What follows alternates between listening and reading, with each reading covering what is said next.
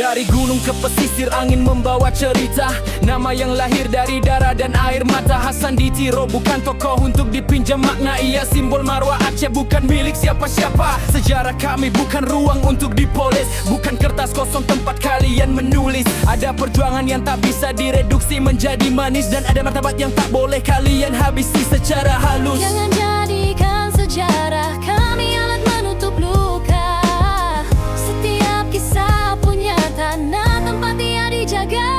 Jangan jadikan pahlawan Aceh jadi nasional Indonesia.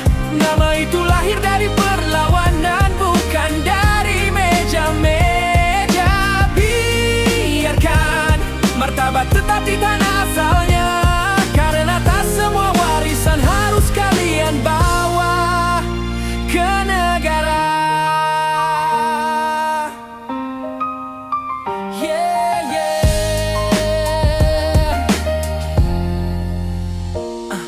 Kalau gelar hanya untuk meredam suara, apa arti penghormatan yang dipaksa? Sementara jejak luka belum terhapus, waktu dan janji lama masih mengambang tanpa arah tertentu. Pahlawan bagi kami bukan soal penghargaan, tapi tentang perjuangan yang tak pernah padam. Kalian tak bisa sekadar memberi gelar penyamaan lalu berharap sejarah kami berhenti menggugat diam. Biarkan kisah kami berdiri apa adanya.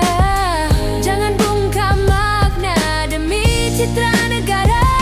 Jangan jadi pahlawan Aceh jadi nasional Indonesia.